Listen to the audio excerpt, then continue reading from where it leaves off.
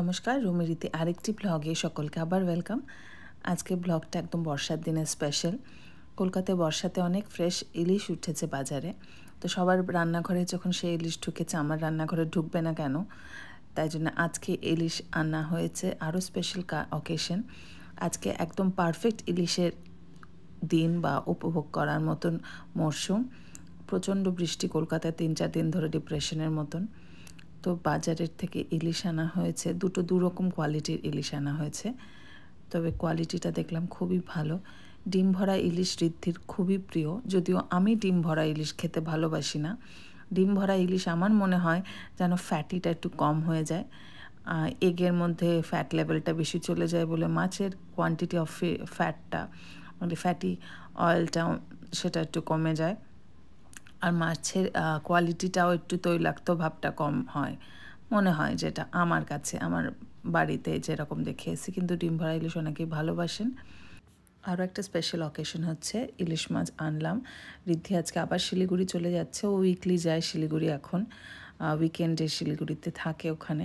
আর আমার বন্ধু আসছে আমেরিকা থেকে, প্রায় দীর্ঘ 5 বছর পরও আমার সঙ্গে দেখা করতে আসছে।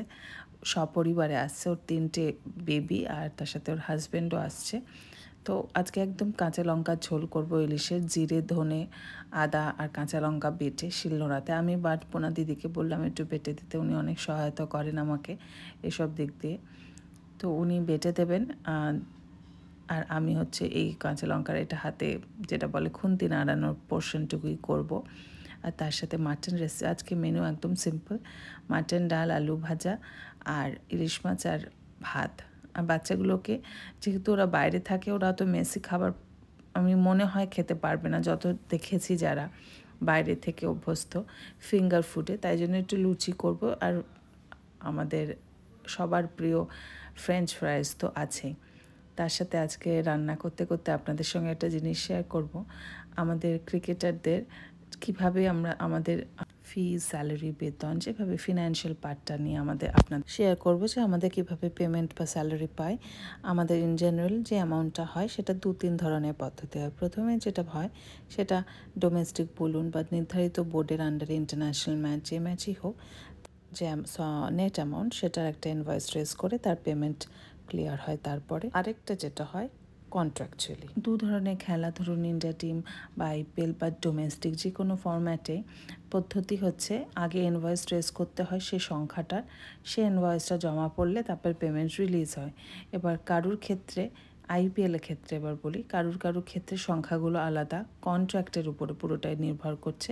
সবার কন্ট্রাক্ট আলাদা রকম, কন্ট্রাক্টের টার্মসও আলাদা রকম, তাই সংখ্যাটাও যখন আলাদা, টার্মসও আলাদা, মোড অফ পেমেন্টটা অনেক সময় আলাদা হয়। কিন্তু কোনো ক্ষেত্রে মাসের পেমেন্ট হয় না, মানে যেগুলো স্যালারিড পার্সনের অফিস গোয়ার্ডসরা যেরকম হয়, সেক্ষেত্রে আমাদের সেরকম নয়। আমাদের ওই কন্ট্রাকচুয়ালের মতনই বছরে 3 খাপে, বছরে 4 খাপে পেমেন্ট হয়, সেটা ইনভয়েস রেজের মাধ্যমে।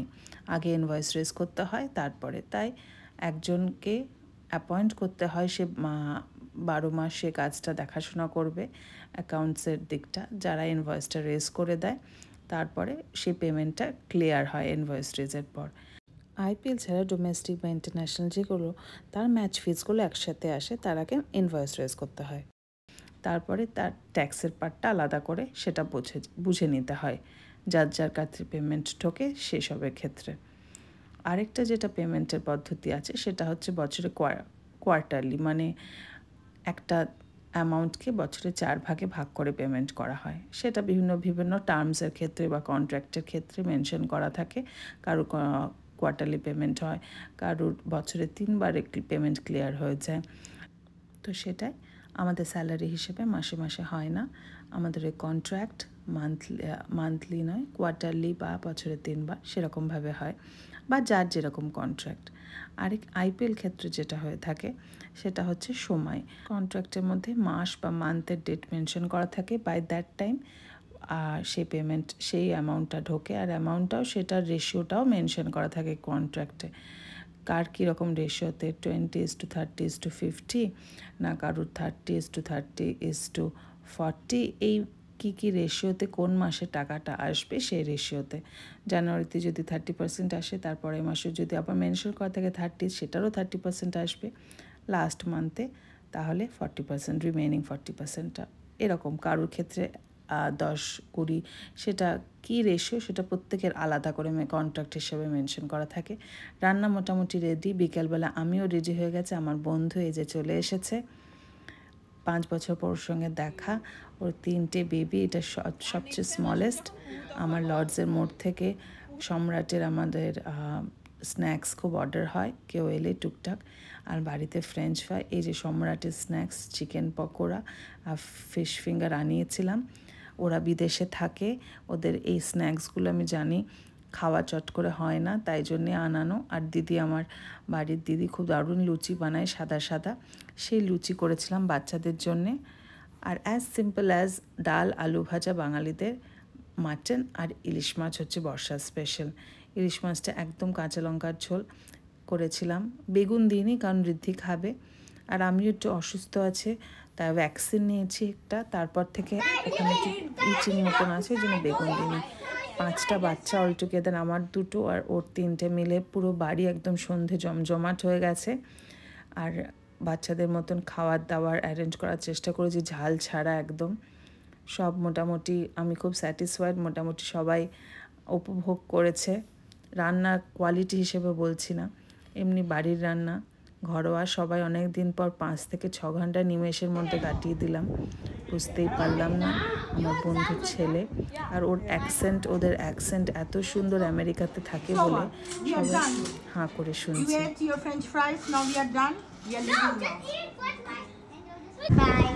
ওরা কেউ যাবে না, ওদের এত ভালো লেগেছে, আর আমার বন্ধু তারা দিচ্ছে। যাই হোক, খুব এনজয় করলাম অনেক দিন পর, সে কলেজের বন্ধু একসাথে।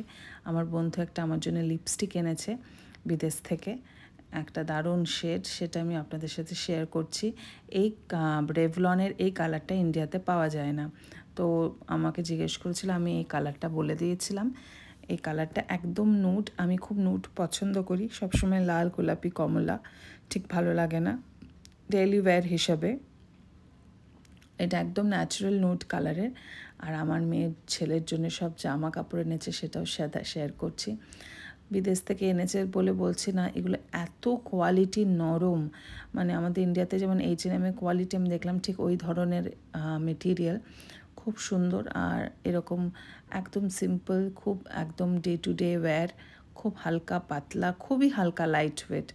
এটা আমার মেয়ের জন্য, আগেরটা আমার ছেলের জন্য ছিল। আর আমার ছেলে একটু পড়াশোনা করতে পছন্দ করে বলে ওর জন্য স্কলাস্টিকের এই নিউ ইয়র্কের এডিশনের এই বইটা এনেছে, গ্রেড 1। যদি এটা ওর জন্য একটু বড় হয়েছে, ও পরের বছর করতে পারবে।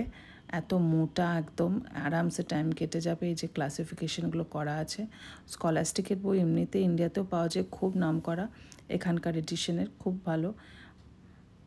অনেক সাইট ওয়ার্ডস আছে, স্টিকার আছে, খুশি হলে এগুলো লাগিয়ে দেওয়া যাবে।